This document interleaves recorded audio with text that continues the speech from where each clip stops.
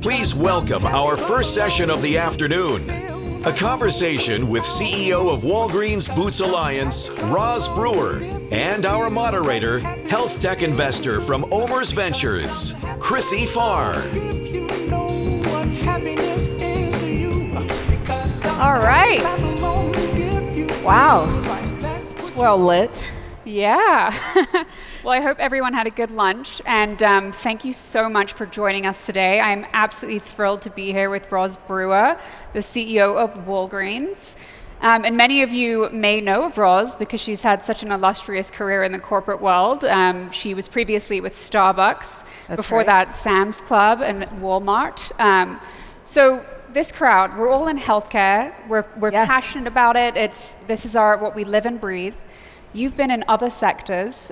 What drew you to Walgreens? Because by all accounts, you had a pretty good run at Starbucks. You were happy there. I did. I was having really the time of my life at Starbucks. But, many years ago, during my time at both Walmart and Sam's Club, I ran retail pharmacy. I had pharmacies in all of my Sam's Clubs. So this was a little bit familiar to me, but, Chrissy, was all about timing. And so while things were going well at Starbucks, the pandemic was happening. And I really felt like this was a time in my life where I wanted to have impact on something that mattered to me. And there were too many people dying and not believing in vaccines. And I thought I could make a difference. Wow. Yeah, I mean, I was at CNBC at the time reporting, and I just remember just how much misinformation was out there during COVID. Yes. What an enormous challenge it was.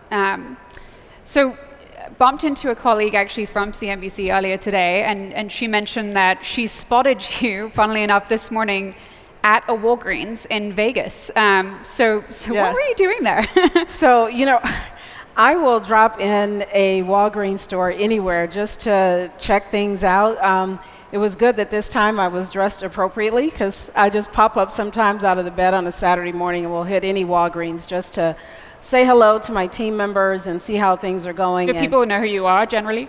Well, it depends on how dressed I am that day. So if I've done something, they do recognize me. So today they did. And, it was actually quite nice because, these stores have been working very hard. And it's a chance for me to do a couple of things. One is to see all the decisions that me and my team make. I get to see them come to life, right? And see if I've made the right decisions. And then secondly, it's a real good chance to just say thank you to everyone in the stores and just spend some quality time with them. So it's good. And has the topic of burnout come out as you've been speaking with pharmacists at these stores? I mean, it's something that we read about and we know it's a problem. Well, I think there's a lot of disciplines that are suffering from burnout right now, but I would tell you that our pharmacists did a fantastic job. We placed 70 million shots in arms, and these pharmacists did this while they were testing for COVID and while they were filling scripts. And so they did everything that their heart and head told them to do.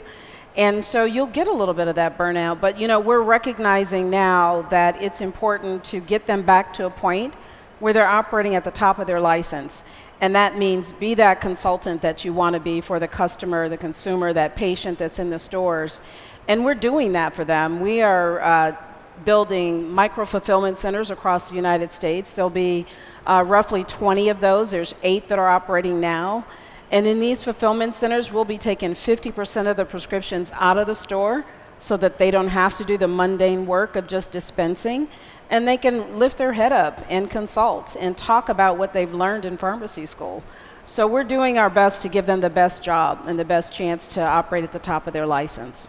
Yeah, you and I have talked about this, but in my UK upbringing, the pharmacist does play a far more central role, especially in primary care decision making Yes. than they do in the States. And then, we saw Walgreens recently making a whole slew of acquisitions. Yes. So in the urgent care space, in the primary care space, with both Village MD, City MD, these were huge deals. And then also CareCentrix back in October, which was Yes. an acquisition in the home care area. So this audience, I think everybody wants to know, how does this all going to fit in? And you know, acquisitions are notoriously difficult from an integration standpoint. So what's the vision for what you're trying to build? So, you know, as soon as we were looking life beyond, you know, the vaccination period, and we're getting into this endemic role in our lives, it was important to think about what's the next growth venture for this company, because dispensing of pharmaceuticals is not going to be our long-term growth avenue. And so the idea of us being able to take that consumer, that healthcare consumer, and they've already got a wonderful location in terms of our stores, understanding that healthcare is absolutely local, and also understanding that eventually it will happen most times out of the current health system. And so if you think about that, we have the ability to take our relationship between the pharmacist and the consumer, combine that with the primary care that VillageMD delivers, and then think about in-home care of CareCentrix, and you can almost begin to patch together a continuum of care. And so for us, we have been very aggressive, and will continue to be, to actually set up a healthcare continuum and deliver healthcare services through a brand that everybody knows and trusts, and it's Walgreens. And how do you do that at a time when so many Americans don't even have a primary care doctor, and there are care deserts across the country, and it may be many miles away before you can even access a physician, let alone a pharmacy? How do you convince people that that's a very good question, because we feel like we can do that better than almost anyone. And that's because, you know, of our 9,100 stores across just the US alone, 75% of our stores are within 5 miles of every household in the United States. So one thing I've admired about this company, even when I was at Walmart, is that they always beat me out for that great location, right? And so the real estate and the footprint across the US is pretty strong. So we can provide that access in our stores. We can have health corners in our stores to, you know, do some of the more simple things that people need so that they don't have to go to the doctor. So the whole idea is for us to localize it and bring access closer to home. Okay, so let's get real about the pharmacy. You walk past aisles of processed food, sweets, you know, just things that we know are terrible for us. And then we get to the, you know, diabetes section where they're selling the glucometers and the blood pressure cuffs, and it feels like this is kind of what's wrong with healthcare in this country today. So how do you think about what the future pharmacy experience looks like, and making that oriented much more around wellness and not just the delivery of medications to fix things once they become a problem? You know, Chrissy, I would love to, many times in my career, I've always tried to develop a healthy for you platform, but the consumer just keeps coming back. You know, they're flexitarians. You can pull out salt and sugar and they will ask for it back. I mean, if you've been reading some of the news just the last couple of days, a very large fast food company just brought back their, you know, favorite menu items, and not one of them are healthy, right? But I will say that it is a balancing act. And I think that the more we can express in our stores a healthcare contact in our stores, either through a Village relationship or, you know, post-acute care, we'll still stand for something, as people are still trying to figure out the balance of food for medicine, as well as, you know, how to take care of themselves overall. But it would be a dream for me as well if we could do that. So it's not an overnight change of suddenly we're just doing salads. It's not, but you know, one of the things I will say is that you'll see us restage our stores and see a lot more focus on things like supplements and medical devices and those kinds of things that at least will signal and trigger as you're shopping our stores maybe what you should be doing for yourself.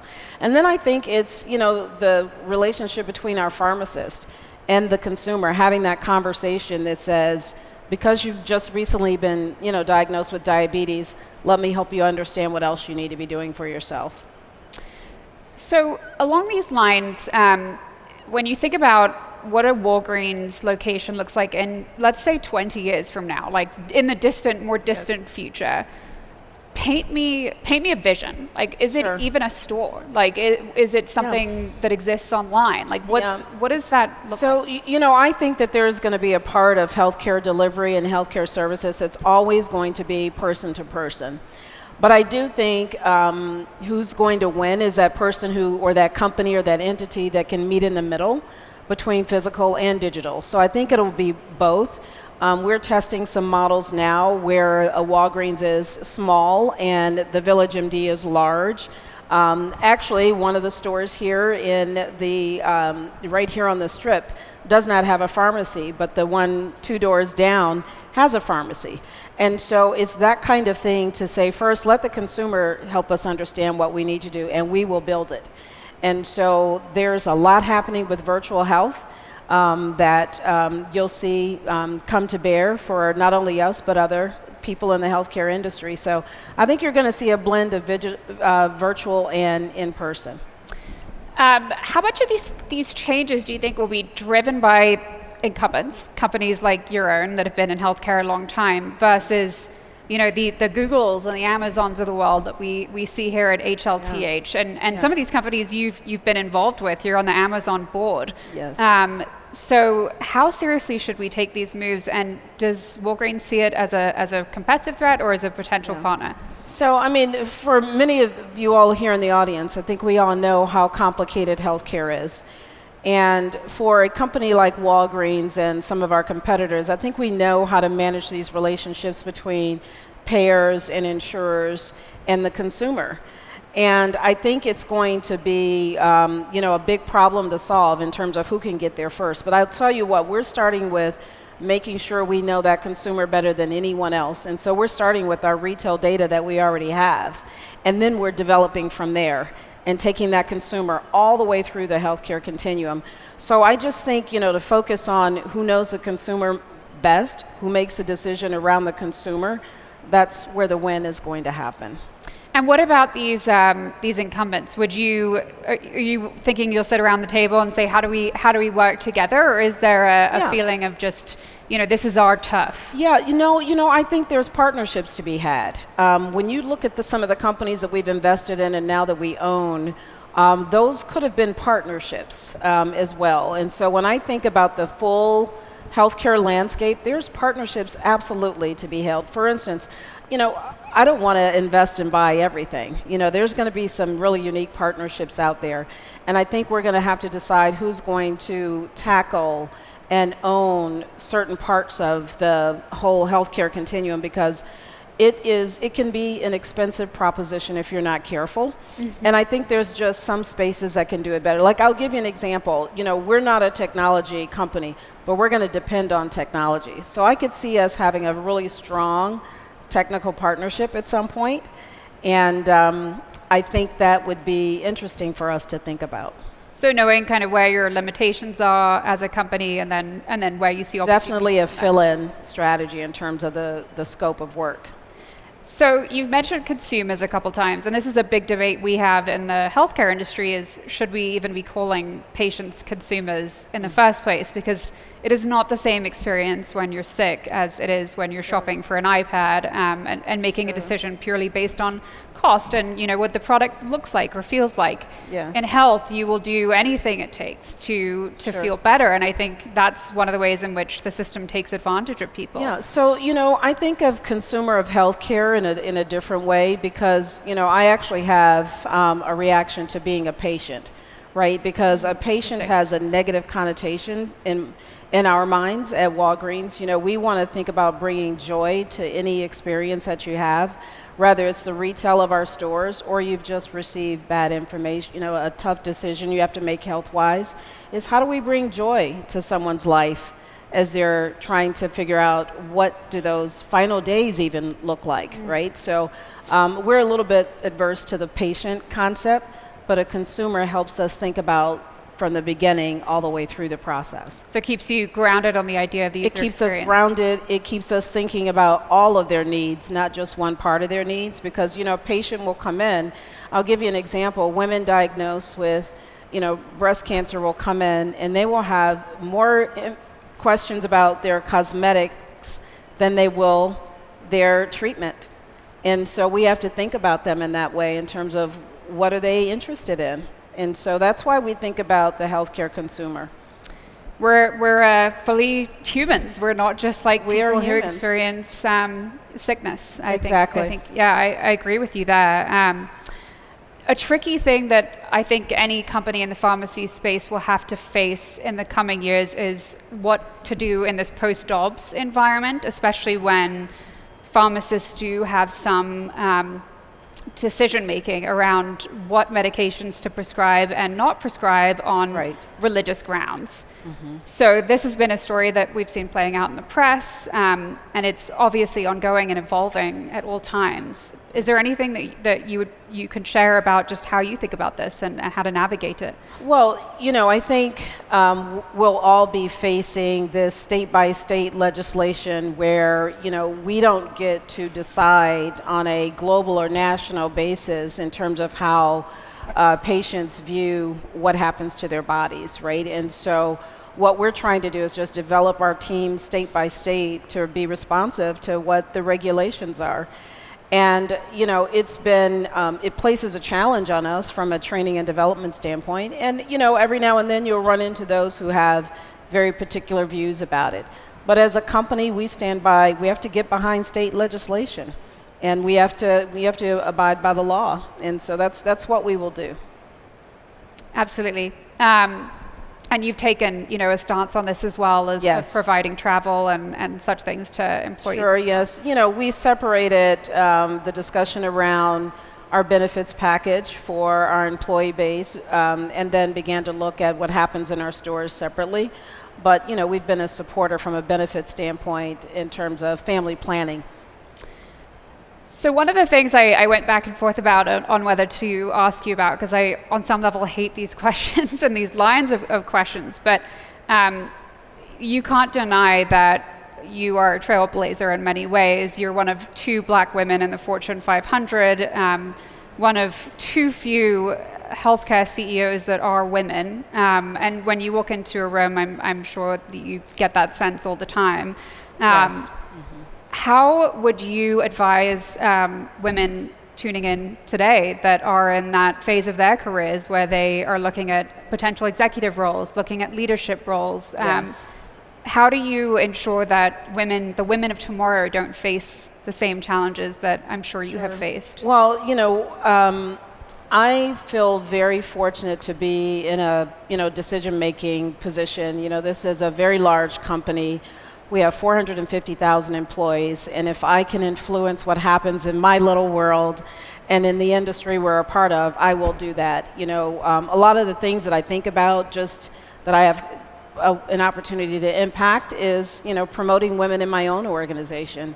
And so since I've joined the company, I think if you took a snapshot of my leadership team, you would see exactly what I mean about that.